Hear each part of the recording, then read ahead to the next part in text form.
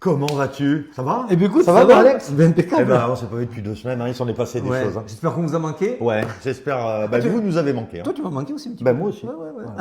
Bonjour, bienvenue chez Tonton Crypto. Bienvenue, bonjour à tous. Moi, Julien, toujours pour les fondamentaux. Et Alex, côté technique, hein, vous connaissez la musique. Toujours un petit pouce bleu, ça fait toujours plaisir. Un Mais petit oui. abonnement, ça Mais fait oui. plaisir. Et puis Mais tout, oui. des bons commentaires. Les ça abonnements, fait comme il plaisir. dit, nous, on est mieux référencés et vous raterez. Rien. Voilà. Exactement. Qu'est-ce qu'on voit cette semaine, mon cher ami? Bah, écoute, c'est la fin de cycle ou pas? On s'arrête ici? C'est bon? T'as vu, on se questionne. Ouais, voilà, on se questionne. Alors bon, Solana hein, qui vient de dépasser même le BNB, on peut en parler au niveau capitalisation. L'alt-season, on va vite fait vous parler de ce qu'on passe de l'alt-season et le BTC, du coup, qu'est-ce qu'il nous réserve. Pour ceux qui veulent nous rejoindre sur nos Telegram, vous trouverez le lien en description. Vous pouvez aller sur le club avec le Telegram privé où on fait des très bons calls. Il y a le chat, il y a l'analyse. Comme ça, vous aurez toute l'actualité. Exactement, vous avez tout en main. Bon, du coup, on attaque le récap de la semaine. Allez, c'est parti.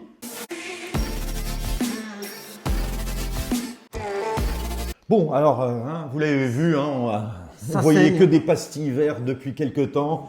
Il faut que les bears se réveillent un petit peu, c'est normal. Sans surprise, on est dans du retracement. Beaucoup trop de journées, 2 semaines dans le vert, beaucoup trop de grid, d'euphorie.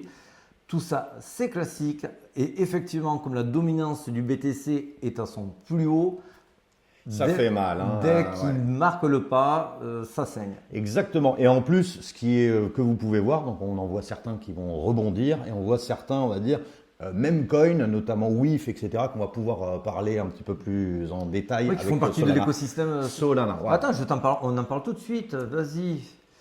Voilà, alors un des grands gagnants quand même, c'est notre ami Solana. Tout à fait. Alors c'est vrai que Solana, voilà. Il fait parler. Hein. Il fait vraiment parler. Alors il y a les aficionados, il y a ceux qui sont moins aficionados, notamment qui disent il n'y a pas grand-chose sous le capot, dans le sens, à part des devs qui lancent des meme coins sur la chaîne Solana, il n'y a rien. Alors, en tout cas, pour l'instant, il est en train de gratter la 4e place BNB, ce qui était quand même, il y a quelques mois, totalement impossible.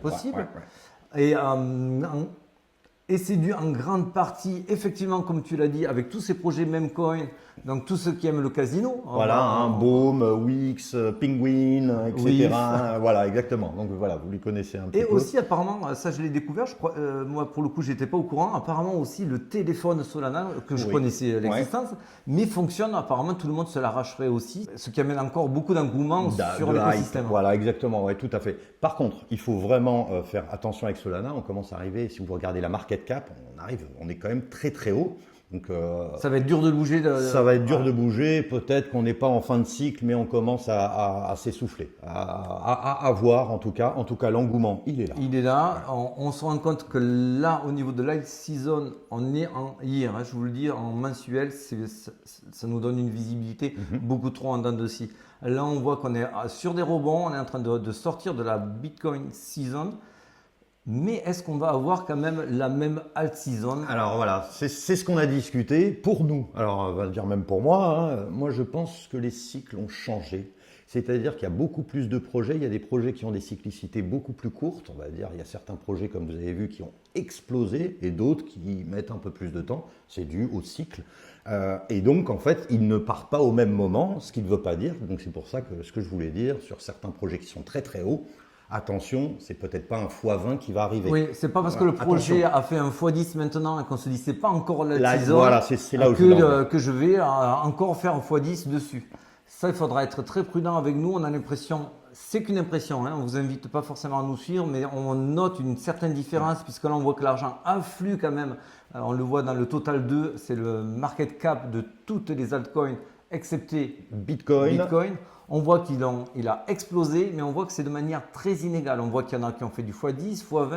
D'autres qui commencent un peu leur cycle, qui se réveillent. Donc vous voyez, on n'est pas du tout dans les mêmes phases et c'est là où il faut vraiment faire très attention. Donc ce qu'on vous dira jamais assez, on prend des profits si vous semblez que c'est judicieux, quand vous avez fait un certain profit, on va dire, et de se dire, est-ce qu'il peut encore faire x10, x15 voilà. Posez-vous la question, il faut toujours un plan de sortie. Il vous faut un plan. Ça, c'est vraiment capital. Sur les altcoins, surtout sur les low cap, il faut prendre des profits sur du x4, sur du x8, sur du x10. C'est des multiples comme ça qui doivent vous marquer. Ne pas être en mode, c'est sûr, ça fera x100. parce qu'on n'est pas encore dans l'alti-zone et qu'on est déjà x10. Ça, il faudra être très très prudent avec ça. Je pense que ça sera un petit peu le piège. Il y a beaucoup trop de projets et l'argent ne pourra pas abonder suffisamment pour que ça ruisselle dans tous les projets. Donc soyez vigilants avec cela, soyez moins gourmands que sur les cycles précédents. Exactement, voilà, c'était le petit message qu'on conseil. voulait vous dire, ce qui ne veut pas dire qu'elle ne sera pas monstrueuse cette alt-season, mais peut-être que certains vont prendre le lead alors que d'autres l'avaient Et pris. qu'il n'y aura pas des jetons qui vont ultra bien performer. Exactement. Et on pense aussi clairement qu'il y aura des très beaux projets qui arriveront après le halving. Exactement, ça on vous en avait parlé un petit peu par rapport à vidéo. certains lancements tactiques. On attaque par le résumé du Bitcoin. Eh ben c'est parti. Allez, c'est parti. Alors oui, on est encore en extrême grid. Oui, c'est quelque chose qu'on n'aime pas voir trop longtemps s'installer. Parce que forcément, vous vous doutez bien, si on le voit, tout le monde le voit. Tout le monde le voit, ça prouve qu'on est dans l'euphorie, que tout le monde est encore confiant sur le marché. Donc le marché a tendance à vouloir recte les gens qui sont un petit peu trop euphoriques. Alors attention, on a baissé, on était au-delà des 80 pendant quelques jours, voire quelques semaines peut-être, oui. mais quelques jours en tout cas. Là, ça baisse à 77, on est encore élevé. Est-ce que ça veut dire pour autant que tout le monde est arrivé déjà dans la danse? Non. Alors c'est vrai que vous avez pu voir sur TMPP Hanouna qui parlait du Bitcoin. On a vu aussi le Dôme à Las Vegas par notre petit memecoin WIF.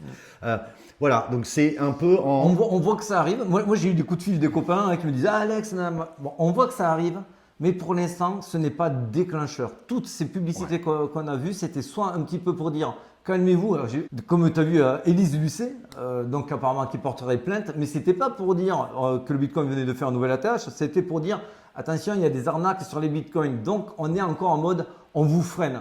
Voilà, on en parle, mais on ne vous encourage pas. Quand vous aurez des médias qui vous en parlent en mode euphorie, ça y est, c'est to the moon, là, ça sera vraiment... Exactement, ouais. Ça, c'est vrai qu'il faut l'attendre. C'est vrai qu'on a pu entendre, on va dire, des échos de certaines chaînes qui en parlent. Mais là, en tout cas, au niveau Google Trends, qui lui, il regarde tout ce qui se passe. Bon. On n'est pas dans l'euphorie.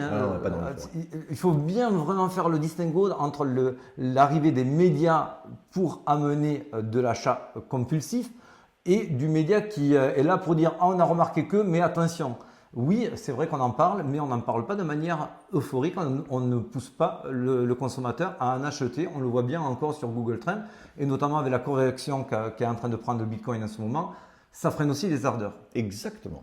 Ce qu'il en est, le stock, la supply, le supply, chacun dit comme il veut, est au plus bas. Voilà, toujours pareil. Donc ça, on a beau... Alors, on vous le redit, ça ne veut absolument pas dire que le prix va aller direct to the moon parce qu'il n'y a pas de stock. Mais ce que ça veut dire surtout, c'est qu'aujourd'hui, il n'y a pas suffisamment de stock pour pouvoir manipuler autant qu'on voudrait le cours. C'est surtout cela qu'il faut retenir. Et le deuxième point, quand on a un supply aussi bas, la moindre impulsion à l'achat fait une explosion de prix puisqu'il n'y a pas de stock. Donc du coup, on achète au plus offrant.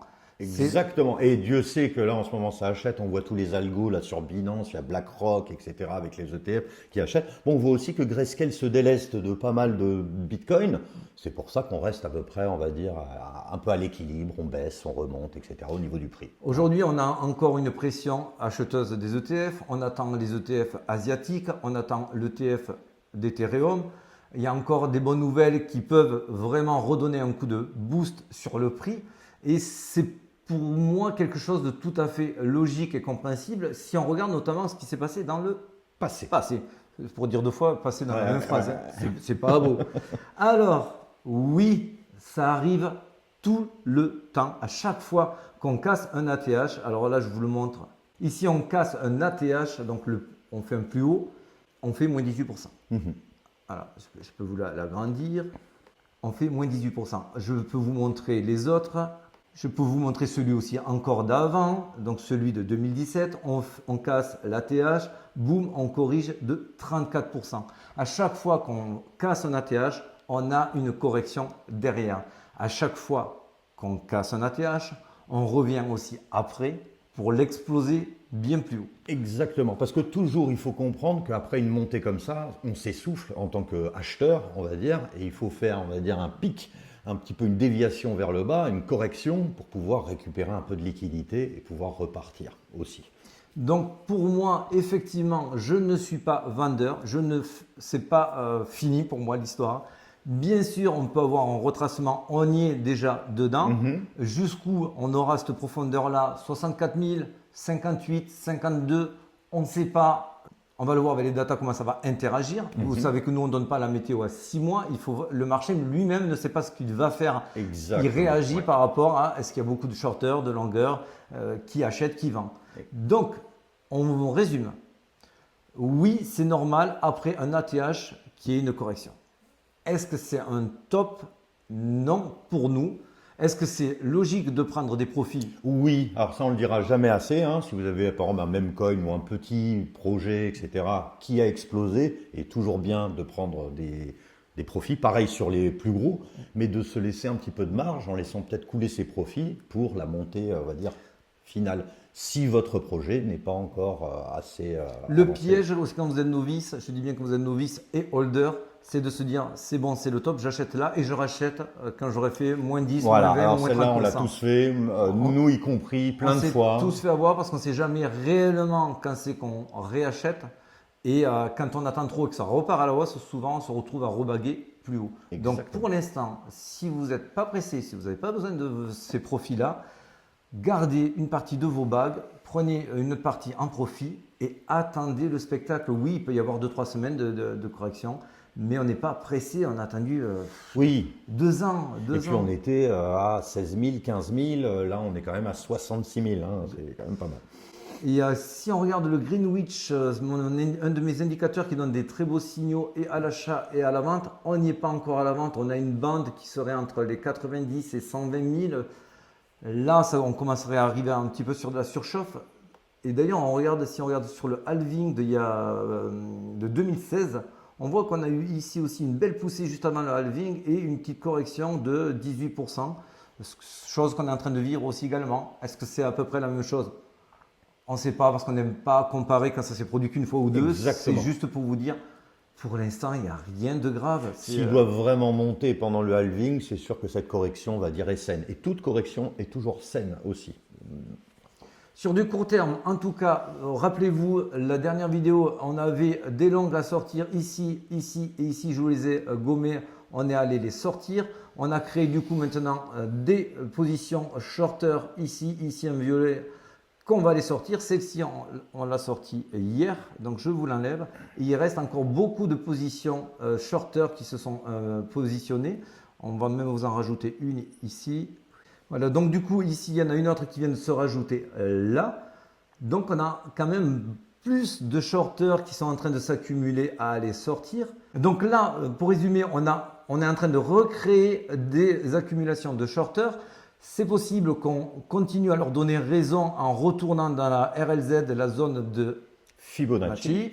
du dernier mouvement, pour ensuite venir les sortir à nouveau. Vous savez, c'est ce fameux yo-yo des liquidités. Peut-être à ce moment-là, suivant les datas, on verra si on va plus profond ou pas. En tout cas, soyez sûr, c'est que ces positions-là en short, elles seront sorties tôt ou tard. Tout à fait, oui, c'est vrai. Je ne pouvais pas mieux vous dire. Alors, par contre, vous faire du très court terme, à vous dire ça va monter, ça va baisser, ça va vraiment dépendre des longues et des shorts qui se positionnent. C'est très piégeux, c'est très manipulé en ce moment.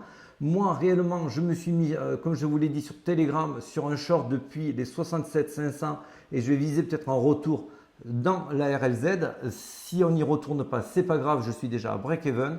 Mais il faut essayer de se mettre dans des situations où on est gagnant. Voilà, ce hedge, on est tout le temps gagnant. Et c'est vrai qu'on voulait finir aussi avec le côté de la Fed. C'est ce qui fait un petit peu stresser un petit peu le Bitcoin. Les nouvelles sont pas très très bonnes au niveau de l'inflation. On n'arrive pas vraiment à faire baisser l'inflation, même si au niveau mensuel ça va. Au niveau annuel, ça pose problème. Attention, mercredi, il y a notre ami GG qui va parler. C'est souvent la petite minute de la fête qui va vous donner un petit peu la tonalité de qu'est-ce qui peut se passer, ce qu'on ne veut pas revoir. C'est une augmentation des taux. En gros, c'est ça. C'est le discours qu'il faut. Voilà, parce que là, on sait très bien que là, les taux ne vont pas augmenter. Ils ne vont pas bouger. Cette fois-là, 99% normalement. des invests ont misé sur non, pas d'augmentation, pas de baisse. Mais le discours, on sait qu'il peut avoir une grosse incidence sur les cours des marchés Voilà. et notamment sur le cours du Bitcoin. Parce que c'est vrai que le chômage étant assez bas, tout repart un petit peu l'économie américaine. On veut contrer l'inflation. Si ça repart, c'est pas bon. Il va falloir remettre un petit coup de tampon. Sauf que le Bitcoin et tous ses investisseurs avaient pricé ça en disant il va y avoir une baisse là qui arrive. S'il y a une montée, ça dérègle un petit peu les choses. Donc c'est peut-être pour ça aussi que le marché est un peu en indécision aussi. En plus avec ce que tu as dit, les shorts notamment qui s'activent. Voilà, on aurait aimé faire un lundi to the moon comme on avait pris l'habitude depuis un certain temps, mais on savait que il allait y avoir des journées de retracement et c'est normal, vous inquiétez pas, le Bitcoin est quand même très haut, on fait des rendements de ouf, les Telegram se portent super bien d'ailleurs. Je vous rejoins juste après sur Telegram. Voilà. En tout cas, merci. Hein. Moi j'ai tout dit. Allez, Salut, allez, ciao, ciao à vous. bye. Ciao, ciao.